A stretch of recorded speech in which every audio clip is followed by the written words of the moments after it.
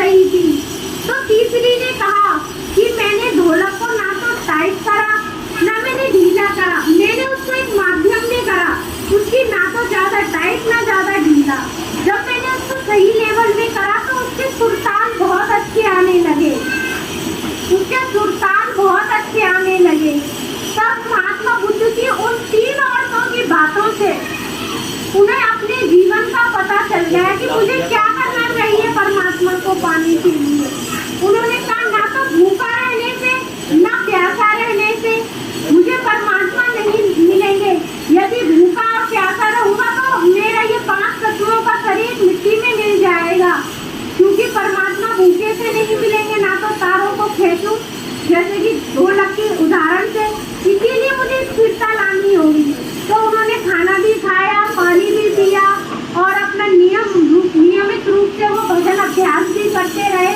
तो उनको 40 दिनों में परमात्मा का ज्ञान पूरा प्राप्त हो गया। जब परमात्मा का उन्हें ज्ञान प्राप्त हो गया, परमात्मा के उन्हें दर्शन हो गए।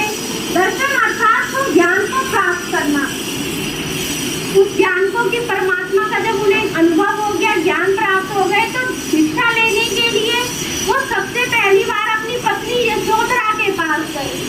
जब यशोधरा के पास अपनी पत्नी के पास गए तो उन्होंने क्या कहा? उन्होंने कहा, उनकी पत्नी यशोधरा ने, कहते हैं पत्नी के अंदर अलग अलग विकार होते हैं। यदि हमारे साथ कोई ऐसा कुछ घटित हो तो कितना क्रोध होगा, कितना गुस्सा होगा, कितनी शिकायतें औरत के मन में होगी। वही यशोधरा की हालत थी।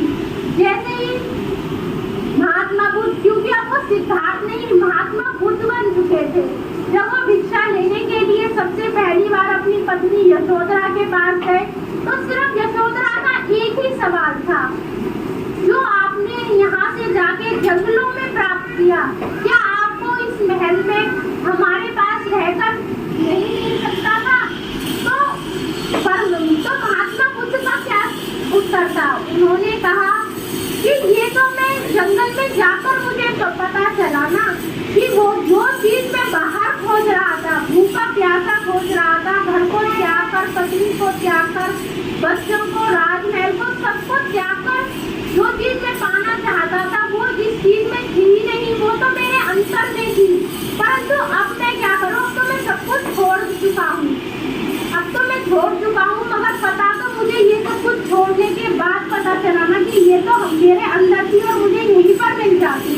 परंतु यशोधरा, अब तो बहुत समय बीत चुका है, अब तो मैं सिद्धार्थ से महात्मा बोध हो चुका हूँ, अब तो मुझे सिर्फ बोध ही प्राप्त करना है। और ये 2 शब्द कहकर के वो चले गए। तो इस कहानी से हमें क्या पता चलता है?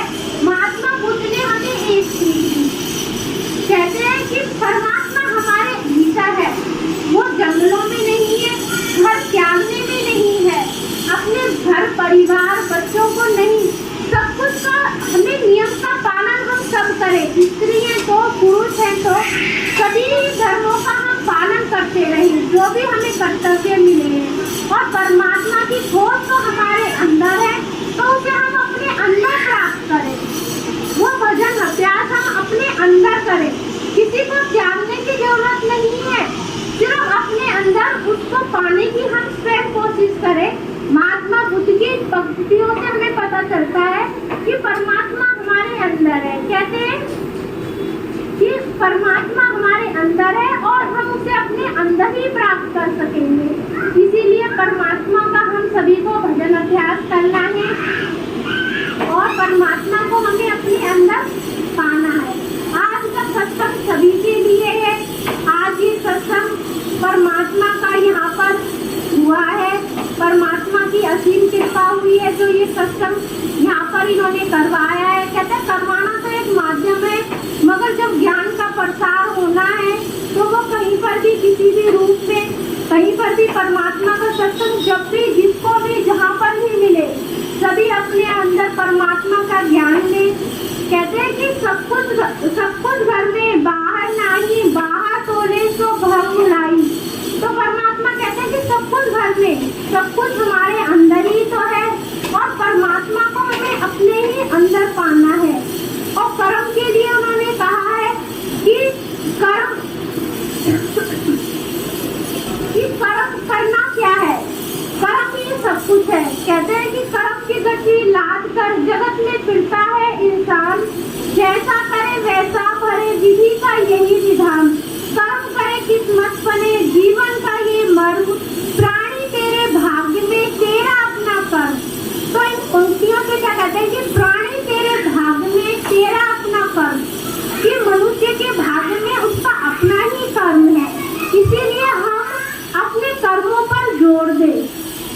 परमात्मा के पास जाने की जो मरण की तैयारी बताई है और जो जन्म की हमें तैयारी तो सबको पता है, आज परमात्मा के माध्यम से हमें मरण की तैयारी का भी पता चल गया कि हमें किस प्रकार से हमें मरण की तैयारी करनी है। कहते हैं कि एक तो ये चीज बताई, दूसरी हमें कर्म की भागीदारी। कहते हैं मनुष्य कर तो लेता है, मनुष्य कर तो लेता है मगर समझ नहीं पाता है। कहता है कि कर्म की भागीदारी क्या है, हमें कैसे कर्म का भोग भोगना पड़ता है। कर्म की भागीदारी, पहला, एक मनुष्य ने एक बकरे को खरीदा, बकरे को कसाई को दे दिया, कसाई ने उसको काटा, होटल वाले को दे दिया, होटल वाले ने अपने बावर्ची को दे दिया, बावर्ची ने वो बड़ा ही अच्छी तरह से मसाला वसाला लगा के उसको अच्छी तरह से पकाया और उसको 40 थालियों में परोस दिया। 40 लोगों ने बड़े स्वाद से खाया। कर्म की भागीदारी कितनों में बढ़ गई, पहला बेचने वाला, दूसरा काटने वाला, तीसरा खरीदने वाला, चौथा पकाने वाला और 40 लोग खाने वाले।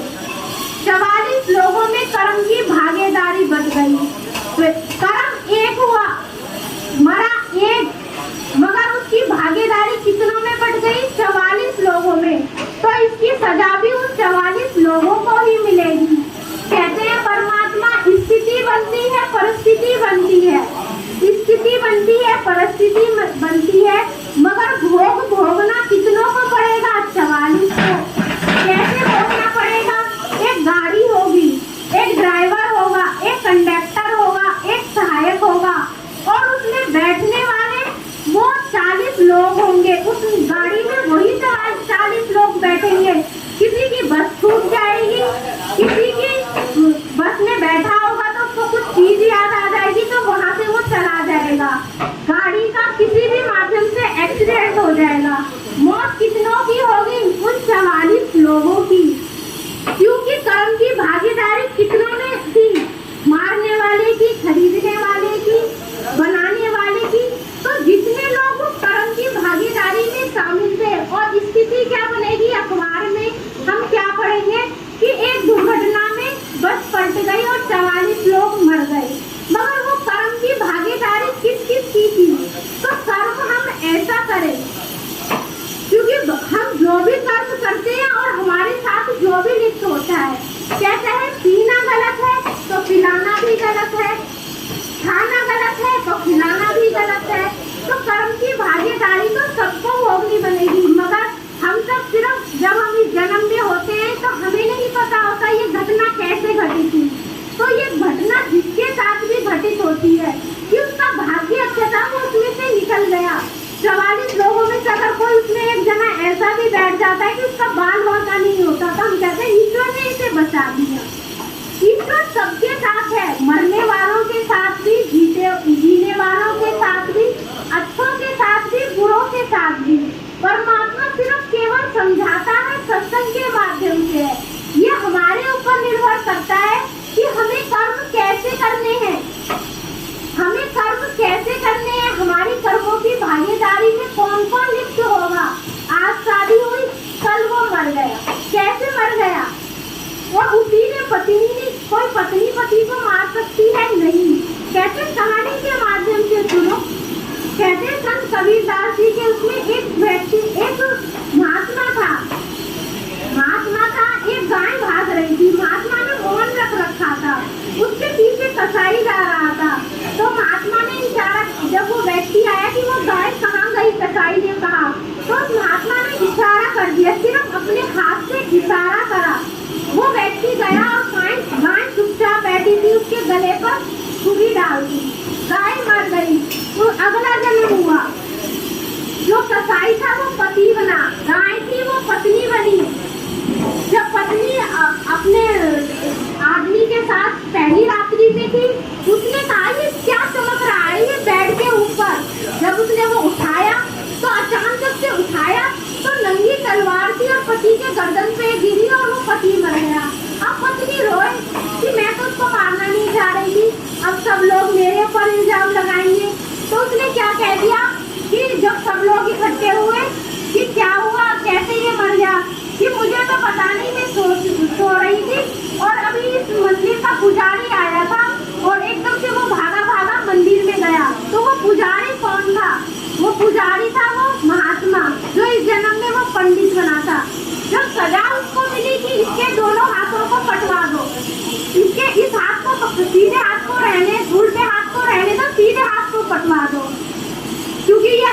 पंडित है, इसने बहुत सेवा करी है हमारे राज्य की। अब पंडित सोच विचार में कि मुझे सजा क्यों मिली परमात्मा, मैं तो तुम्हारा भजन करता हूँ, तुम्हारी पूजा करता हूँ। जब उसको जब पता चला, कैसे पता चला, किसी जैसा हम कहते हैं ना, हम इससे पूछ के आए। पूछने से पहले थोड़ा सा अपने पिछले को सोचने की ये कैसे घटित हुआ, जो हम करना भी नहीं चाह रहे थे, जो हमने कभी सोचा भी नहीं था, क्यों घटित हो गया। हर कोई किसी से ऐसे ही बदला है। क्या पत्नी ने सोचा था पति को मारने की, क्या स्त्री ने सोचा था उस पंडित के लिए बेकार में बोलने की? नहीं, ये स्थिति तो पहले की थी, घटित तो इस जन्म में हो रही थी। जब उसको पता चला, स्थिति ने बताया कि तेरा पूर्व जन्म ये था, तेरी उंगली का इशारा उस गाय को सिर्फ कहने का था, इसीलिए तेरा यह हाथ कटा। तो इस कहानी के माध्यम से हम यही सोचे कि परमात्मा हमें सत्संग से हमारी आत्मा को झंझोड़ना चाहता है। परमात्मा कहते हैं, हम परमात्मा को बड़ी जल्दी दोष देते हैं। अच्छा करा तो मैंने, बुरा किया तो परमात्मा को नहीं। अच्छा भी हमारे कर्मों द्वारा हुआ है और बुरा भी हमारे कर्मों द्वारा हो रहा है। अब परमात्मा का ज्ञान हमें मिला है, परमात्मा का सत्संग मिला है, जिस भी गुरु से हमें दीक्षा मिली है उस गुरु से हमें ज्ञान मिला है, तो हम अपने इस जीवन को सुधारें। कहते हैं हमारे जीवन 100%, कहते हैं 75% तो हमारे जीवन में वही होगा जो हमें पिछला भोगना है, मगर 25% गुरु के माध्यम से हमारा अच्छी तरह से कट जाए। कहते हैं हमारे सर के ऊपर यदि एक ईंट मारी जाए 1 किलो की, तो हमारे खून निकल आएगा। यदि वही उसी के बदले 1 किलो की रुई का गट्ठर हमारे ऊपर गिर जाए तो हमें आभास तो होगा, एहसास तो होगा, परंतु हमारे खून नहीं आएंगे। तो वो 25% जिंदगी हमारी वही है कि कर्म की भोगना तो हमें वही भोगनी है, परंतु उसका भार हमारी गुरु कृपा से, हमारे भजन सिमरन से, उनका भजन सिमरन करने से वो हमें रूई के समान मिलेगी। हमारे जीवन में जो भी सुख दुख स्थिति परिस्थिति, जो भी कठिन समस्या हमारे जीवन में आई है और हमें गुरु का ज्ञान मिला है, सत्संग मिला है, तो उसका भार हमें फिर रूई के समान लगने लगेगा। कहते हैं कहानी शुरू होने से पहले ही सब कुछ, रामायण होने से पहले ही वाल्मीकि जी ने रामायण पूरी लिख दी थी। ऐसे ही हमारा आगे का जीवन आने से पहले, वो तो रामायण तो वाल्मीकि जी ने लिखी, परंतु हमने अपने जीवन की आगे जो हमारा जीवन आने वाला है उसकी कहानी हम इसी जीवन में लिखे जा रहे हैं। तो हम अपनी जो कहानी है वो इसी जीवन में लिखते जा रहे हैं। तो हमें अपना भाग्य के कैसा लिखना है, लिखने वाले हम स्वयं हैं। तो हम अपने जीवन में भाग्य ऐसा लिखे अपना कि जो भी हमारे साथ गलत करे उसके लिए अच्छा करो, अच्छा सोचो, अच्छा बोलो। जो भी हमारे लिए गलत करता है सिर्फ तुम अच्छा सोचो, क्योंकि तुम्हें अब जो गलत मिल रहा है वो तीसरा मिल रहा है, और अब जो तुम्हें आगे मिलेगा वो तुम्हें अच्छा मिलेगा। तो तुम सिर्फ अब अच्छा करने की सोचो, बुरा तो हमने भोग लिया, जो भी हम भोग रहे हैं। इसीलिए कहते हैं कि कहानी हम अपने स्वयं, अपने जीवन की भाग्य हम स्वयं लिखते हैं। अपना कर्म हम, कर्मों के द्वारा ही हम अपना भाग्य लिखते हैं। तो ये पूरा सत्संग है, सिर्फ कहते हैं सत्संग हमारे कर्मों के ऊपर निर्धारित है कि जो भी हम करेंगे वही हम पाएंगे। तो हमें कैसा पाना है वो हम स्वयं, अपना भाग्य हम स्वयं लिखते हैं, लिखने वाला कोई नहीं है। सिर्फ हम परमात्मा को दोष देने के लिए बैठ जाते हैं। इसीलिए हम अपना भाग्य स्वयं लिखेंगे तो हम कैसा लिखेंगे, अच्छा लिखेंगे। इसीलिए सबके साथ अपना व्यवहार बहुत ही अच्छा रखो। सभी को परमात्मा का बहुत बहुत आशीर्वाद। आज इनकी माता जी, मेरी मम्मी की पुण्यतिथि है, आप सभी उसमें आए, सभी परमात्मा का भंडारा खाएं और परमात्मा की सभी के ऊपर बहुत बहुत असीम कृपा। इस सत्संग को अपने अंदर ग्रहण करो और अपने जब एकांत में अकेले हो तो पूरे सत्संग को एक बार अपने जीवन में उतार करके सोचो कि हमें क्या करना है। परमात्मा किसी से कुछ नहीं चाहता,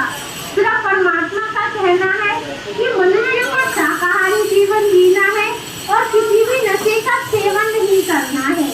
किसी भी प्रकार के नशे का सेवन नहीं करे। सिर्फ परमात्मा के दो ही वचन है। जो भी जीव दीक्षा लेता है गुरु से, सिर्फ गुरु के यही वचन है कि अपना जीवन मनुष्य अच्छा बनाए, अच्छे आचार विचार बनाए, सबसे अच्छा व्यवहार करे। सभी को बहुत बहुत राधा स्वामी, सभी को बहुत बहुत राधा स्वामी। परमात्मा को सभी को बहुत बहुत आशीर्वाद। आप सभी आराम से बैठे भंडारा खाएं। और अंडला में हर महीने का लास्ट इतवार सत्संग होता है। जिसको भी इच्छा है सत्संग में आने के लिए, चाहे वो दिल्ली हो, चाहे यूपी हो, या वो गांव अंडला हो, सभी का बहुत बहुत स्वागत है। आने वाले अंडला में बहुत आते हैं।